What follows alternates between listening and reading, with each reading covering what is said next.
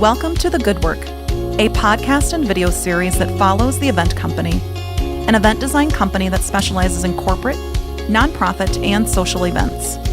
Our passion lies in creating one-of-a-kind events that share the good work of organizations we are fortunate to collaborate with. Tune in for conversations with leaders of these great groups, our best advice for your next event, and some behind-the-scenes moments. Now, let us show you the good work.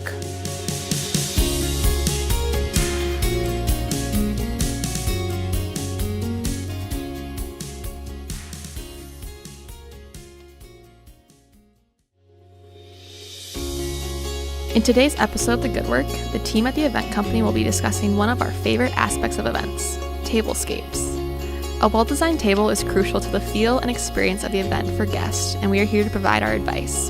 From floral to chargers and even program placement, it's all on the table today. Please welcome to today's podcast, Addie, Callie, and Sarah.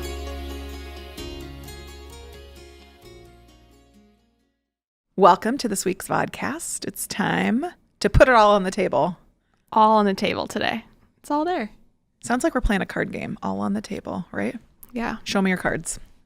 On the table. So I don't have a very good poker face, so you would not be. No. We are talking about all things tablescape today, things that go on tables, how to make your event as spectacular as it can be at the table. There's so many different ways to design and decorate and to make your table look fabulous. Or it could look super frumpy, right? When you have so much stuff on there. Yeah. Or you cannot see the table. So I want us to kind of share with viewers and listeners about some of our best advice for how we make tables look fabulous. Because sometimes we always have the best intentions, not just us, but sometimes our clients do as well, on what a tablescape should look like. But sometimes it does not work out in reality. But why don't we talk about what a tablescape is first, right? Because tablescape, I don't know if you ever have typed out that word in any email or Word document. It's not a real word. Mm-hmm. It always has little squiggles. Yeah, it's not even a real word that Webster does not recognize. Huh. Yeah. What's a tablescape, Callie? To me, a tablescape is all that you place on the table, from florals to programs to any other details at all. It's everything that it is, because it is a design in a sense of a table, of how it's going to look. So would you agree? Yeah, I would agree. Yeah, for me, I think it's the same thing. Making a table design, a landscape, really. It's kind of your canvas to do with whatever you want. Exactly. Whether you do put charger plates down, which are the plates that go underneath the plates, the decorative pieces, whether you put a runner down. Yeah, it's really your own landscape of how you want to design the table. But to us, I think that's what a tablescape is. We sometimes say those words, and I think people are like, what is a tablescape? And obviously Webster doesn't know either. No, he doesn't. So thanks for defining the tablescape. Yes, of course. We can transcribe that, and I can send it to him if you would like. So tablescapes can, like you just said, Callie, can encompass a lot of different things, from floral to programs, whether it's a social event where maybe it's a retirement party, right? Mm-hmm. We kind of need to know who we're celebrating, why we're all there. Sometimes tablescapes have party favors on them. Sometimes they have candles. We've done a lot of different tablescapes. Mm-hmm. What have been some of your best or most favorite tablescapes over the last year and a half? I really love the tablescapes that have all the greenery with the candles. Oh, yeah. It's just so romantic, and I just love that. But I also love when we do like big pops of floral. Yeah. And then like sprinkled with some votive candles. It always ties together. Yeah, you had a big event this summer that was exactly what you just described, with boxwood and huge peonies. Like peonies, I've never seen them that big before. So why are tablescapes important then? I mean, we know what you like to put on them, but why are they important for events? It is the first thing that people kind of see when they walk in, because they will get an overall shot of the room. So if your tables are uniform, and they'll see that right away, but also that's where the guests spend a majority of their time at the event. Yeah, you're right. You know, if you have a program like a fundraiser, you're going to be sitting at that table for an hour or more, and that's what people are going to look at. Sometimes 4 hours. Sometimes more, yeah. We've had events that have gone off the tracks. So that's the one place of where you also, as an organization or company, can place, I think, your logo, your branding, and get that experience to your guest in the best way possible as well. So Yeah, I think from a different standpoint, Tablescape, I'm a very visual person. So Yeah. if I can see everything that's going to be on the table, I need to know that I need 4 candles at this table, and it gives me a good overview of everything that I need. And sometimes the best way to do that is to put it into a spreadsheet. So if I have 40 tables, I know that I need this many of the centerpiece and this many of another centerpiece. You are so detailed. I love that part of it. We just wrapped up an event in the beginning of November, where you did that same thing. Yeah. Do you want to walk us through that process of what that looked like? Because you didn't just know that you needed this many candles. What do you do to get to that end product? Like, what was the process? Because you built them first. So walk us through those, because you did a whole thing with photos and pictures and spreadsheets, and for events that size, you almost need to. So tell us a little bit about how you did that, or how people can do those things. Yeah, so what we do a lot is use our inventory, and we take like an overview picture of what the table is going to look like. So then from there, we know that this table has 5 candles and 2 little floral pieces. So then from there, we know that we need, when we give our order to the florist, that we need this many flowers or candles or whatever it might be. And then so we calculate that, and we figure out how many tables we need for the event, and kind of go from there and build it.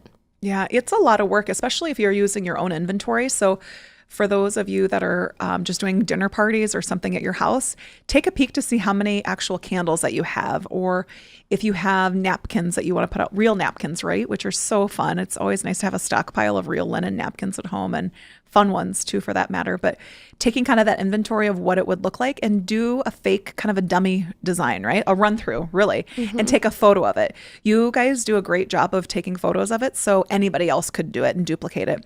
And at a lot of these events, we've got a lot of volunteers who are like, ooh, we don't know what to do, or we've never done a tablescape before. So that picture really becomes their guide, Right. in that essence. And then you know that you need 55 gold votive holders, Right. and you're not just making up some random number and hoping that you have everything. Right. And I think that spreadsheet's super important, because you, of all people, Sarah, especially sitting at this table, are an overpacker.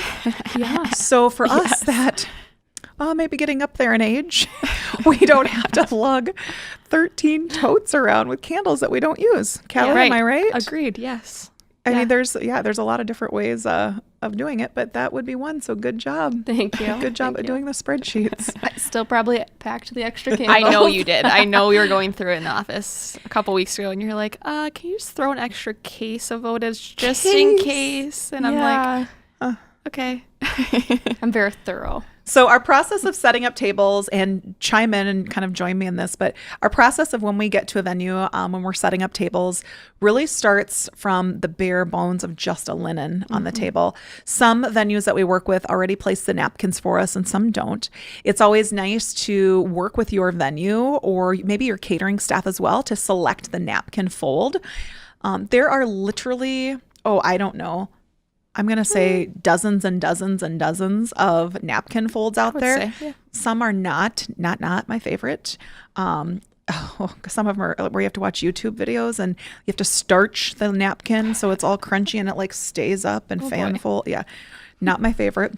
But there are easier ones, of course. So I don't want to scare you, about how you're doing your linen napkins. But working with your venue to choose the right napkin fold, which is appropriate for your event, is super important. Sometimes those napkins, to be honest with you, we've done events where that serves as some of your decor and your color, because they don't have extravagant budgets to be able to do great floral centerpieces or even pops of color on the table. So those napkins serve as that purpose, which is strange as it may sound, but it works.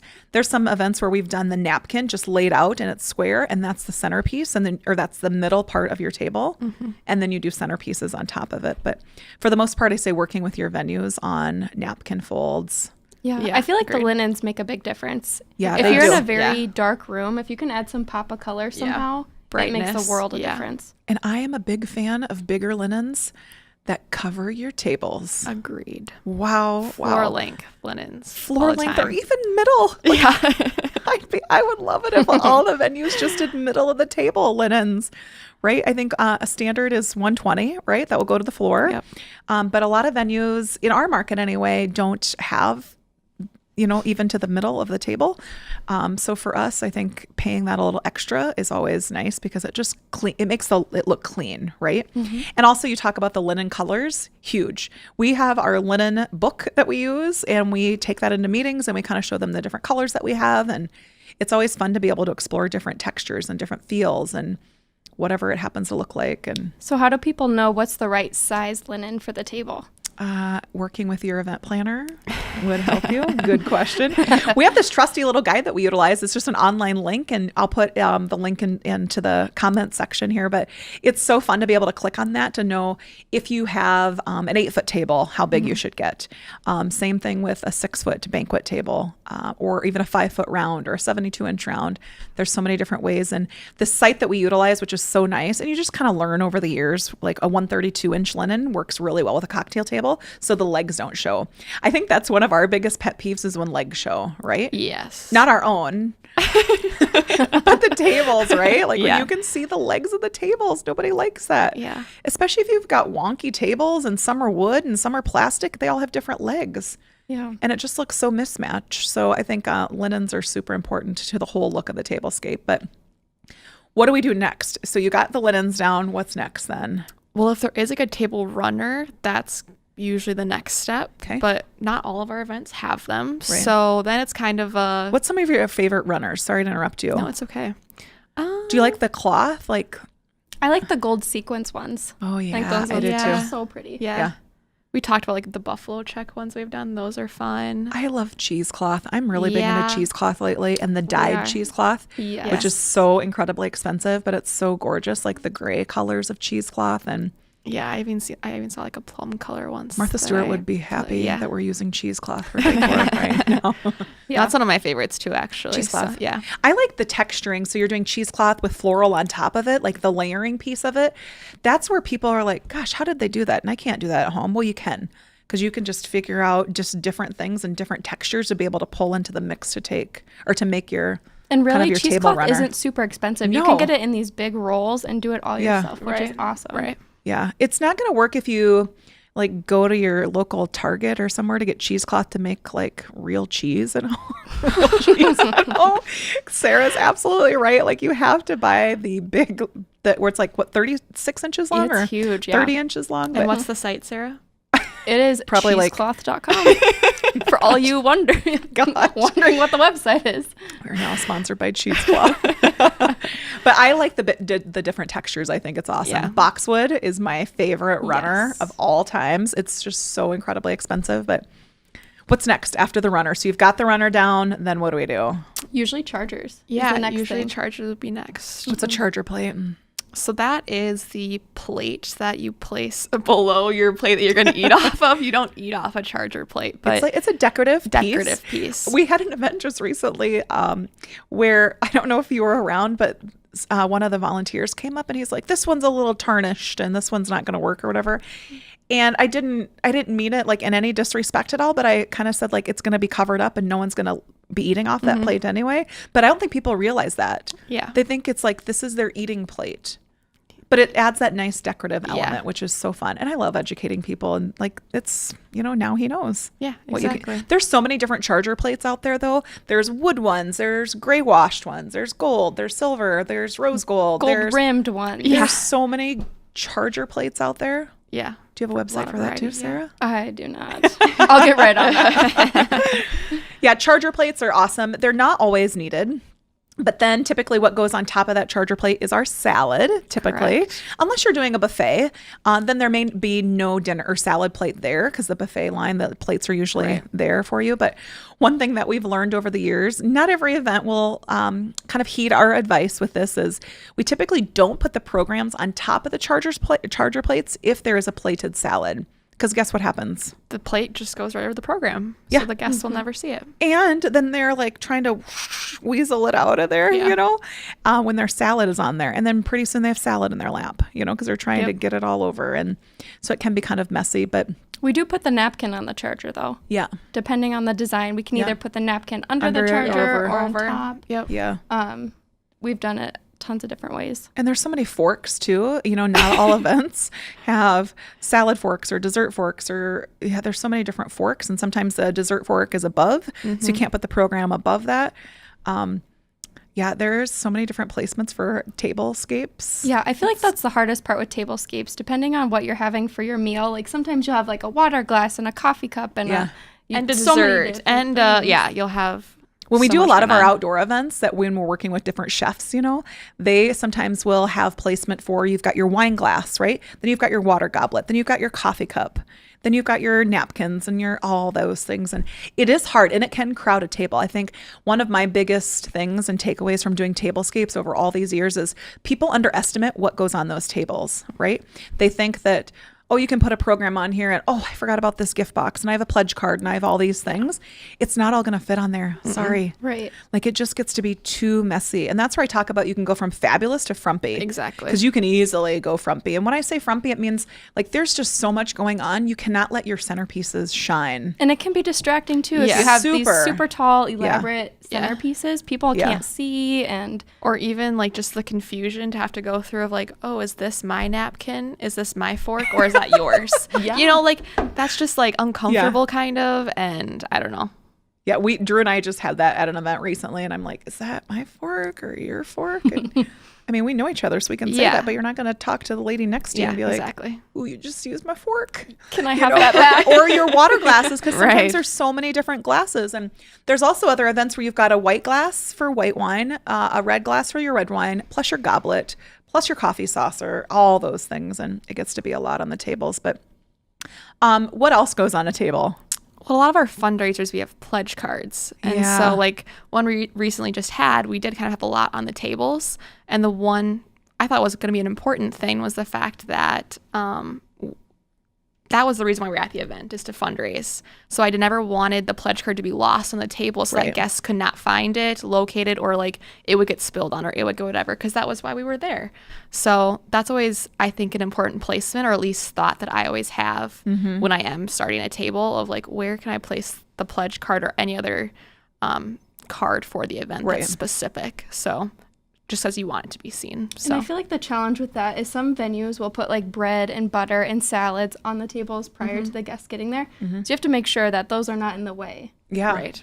And then like where the watercrafts go on, those the little black things, the water, the drip trays, sometimes you've got those that you have to maneuver around, and the salt and pepper salt and pepper shakers. There gets to be a lot on those tables, and a lot too that we do for private events or public events like our fundraisers. You've got the table stanchions on there.